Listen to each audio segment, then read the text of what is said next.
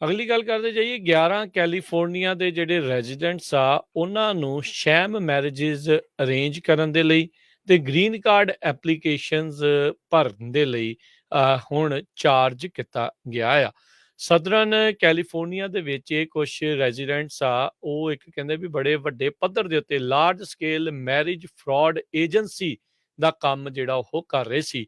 ਇਹਨਾਂ ਉੱਤੇ ਕਥਿਤ ਤੌਰ ਦੇ ਉੱਤੇ ਦੋਸ਼ ਨੇ ਵੀ ਸੈਂਕੜੇ ਹੀ ਜਿਹੜੀਆਂ ਨਕਲੀ ਵਿਆਹ ਆ ਉਹ ਉਹਨਾਂ ਨੇ ਕੀਤੇ ਆ ਜਿਹੜੇ ਕਿ ਇਮੀਗ੍ਰੇਸ਼ਨ ਕਾਨੂੰਨਾਂ ਦੇ ਬਿਲਕੁਲ ਉਲਟ ਜਾਂਦੇ ਆ। 11 ਦੇ ਵਿੱਚੋਂ 8 ਜਿਹੜੇ ਡਿਫੈਂਡੈਂਟ ਆ ਉਹਨਾਂ ਨੂੰ ਕੈਲੀਫੋਰਨੀਆ ਚੋਂ ਗ੍ਰਿਫਤਾਰ ਕਰ ਲਿਆ ਗਿਆ ਹੈਗਾ ਆ। ਸੋ ਬਹੁਤ ਸਾਰੇ ਲੋਕ ਇਸ conspiracy to commit marriage fraud ਤੇ ਇਮੀਗ੍ਰੇਸ਼ਨ ਡਾਕੂਮੈਂਟ ਫਰਾਡ ਦੇ ਤਹਿਤ ਗ੍ਰਿਫਤਾਰ ਕੀਤੇ ਗਏ ਆ।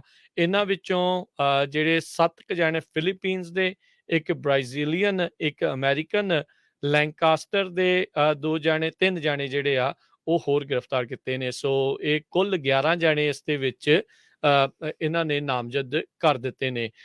ਇਹ ਦੱਸਿਆ ਗਿਆ ਆ ਵੀ ਇਹਨਾਂ ਦੇ ਦੁਆਰਾ ਸੋ ਕਾਲਡ ਏਜੰਸੀ ਜਿਹੜੀ ਉਹ ਚਲਾਈ ਗਈ ਸੀ ਜਿਹੜੀ ਅਰੇਂਜ ਕਰਦੀ ਸੀ ਮੈਰਿਜਸ ਫੋਰਨ ਨੈਸ਼ਨਲ ਤੇ ਯੂਐਸ ਸਿਟੀਜ਼ਨਸ ਦੇ ਦਰਮਿਆਨ, ਜਿਸ ਦੇ ਲਈ ਇਹ ਇਮੀਗ੍ਰੇਸ਼ਨ ਸਟੇਟਸ ਚੇਂਜ ਕਰਵਾਉਣ ਦੇ ਲਈ, ਫੇਕ ਮੈਰਿਜ ਕਰਾਉਣ ਦੇ ਲਈ 20 ਤੋਂ 30,000 ਡਾਲਰ ਲੈਂਦੇ ਸੀਗੇ। ਸੋ ਇਹ ਜਿਹੜਾ ਆ ਹਰਜੋਤ ਸਿੰਘ ਜੀ, ਇਮੀਗ੍ਰੇਸ਼ਨ ਵਾਲਿਆਂ ਨੇ ਇਹ ਛਾਪੇਮਾਰੀ ਕਰਦੇ ਹੋਏ, ਇਸ ਦੇ ਪਿੱਛੇ ਘੋਖ ਕਰਦੇ ਹੋਏ ਇਹਨਾਂ ਨੇ ਗ੍ਰਿਫਤਾਰੀਆਂ ਜਿਹੜੀਆਂ ਉਹ ਪਾਈਆਂ ਨੇ। ਹੁਣ ਤੱਕ ਦੱਸਿਆ ਗਿਆ ਆ ਬੈਨੇਟਸ ਤੇ ਉਹਨਾਂ ਦੇ ਜਿਹੜੇ ਕੋ ਕੰਸਪੀਰੇਟਰ ਜਿਹੜੇ 11 ਜਾਣੇ ਨੇ, ਹੁਣ ਤੱਕ ਕਹਿੰਦੇ ਆ ਵੀ 400 ਸ਼ਾਇਦ ਕਲਾਇੰਟਸ ਦੇ ਦਰਮਿਆਨ ਇਹ ਵਿਆਹ ਕਰਵਾ ਚੁੱਕੇ ਨੇ ਅਕਤੂਬਰ 2016 ਤੋਂ ਮਾਰਚ 2022 ਤੱਕ। ਸੋ ਲੰਮੇ ਸਮੇਂ ਤੋਂ ਇਮੀਗ੍ਰੇਸ਼ਨ ਵਾਲੇ ਇਹਨਾਂ ਦੇ ਪਿੱਛੇ ਨਜ਼ਰ ਰੱਖੇ ਸੀਗੇ ਤੇ ਹੁਣ ਜਾਂਚ ਕਰਨ ਤੋਂ ਬਾਅਦ ਦੇ ਵਿੱਚ ਇਹ ਚੀਜ਼ ਲੱਭੀ ਆ। ਕਹਿੰਦੇ ਵੀ ਇਹ ਜੇ ਦੋਸ਼ ਇਹਨਾਂ ਉੱਤੇ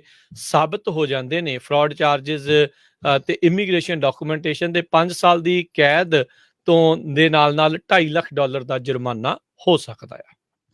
ਅਗਲੀ ਖਬਰ ਵਾਲਮਾਰਟ ਤੋਂ ਆ ਰਹੀ ਹੈ। ਵਾਲਮਾਰਟ ਨੇ ਅੱਜ ਅਨਾਉਂਸ ਕੀਤਾ ਹੈ ਕਿ ਜਿਹੜੇ ਉਹਨਾਂ ਦੇ ਵੇਅਰ ਹਾਊਸ ਦੇ ਵਰਕਰਸ ਆ ਉਹਨਾਂ ਨੂੰ ਉਹ as a truck driver train ਕਰਨ ਜਾ ਰਹੇ ਆ ਤੇ ਉਹਨਾਂ ਦੀ ਤਨਖਾਹ ਲਗਭਗ 1,10,000 ਹੋਊਗੀ।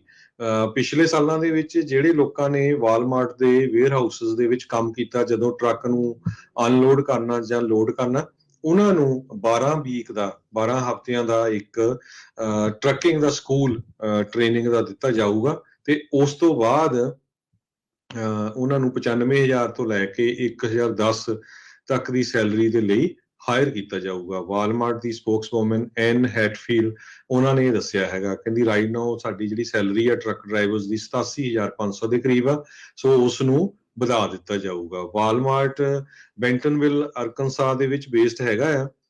12,000 ਦੇ ਕਰੀਬ ਆਲਰੇਡੀ ਟਰੱਕ ਡਰਾਈਵਰਸ ਵਾਲਮਾਰਟ ਦੇ ਕੋਲ ਹੈਗੇ ਆ। ਅਮਰੀਕਨ ਟਰੱਕਿੰਗ ਐਸੋਸੀਏਸ਼ਨ ਜਿਹੜੀ ਸਭ ਤੋਂ ਲਾਰਜੈਸਟ ਇੰਡਸਟਰੀਅਲ ਟ੍ਰੇਡ ਗਰੁੱਪ ਆ, ਉਹ ਕਹਿੰਦੇ ਵੀ ਹਜੇ ਵੀ ਅਸੀਂ ਬਹੁਤ ਸ਼ਾਰਟੇਜ ਹੈਗੇ ਆ ਟਰੱਕ ਡਰਾਈਵਰਸ ਦੇ ਵਿੱਚ।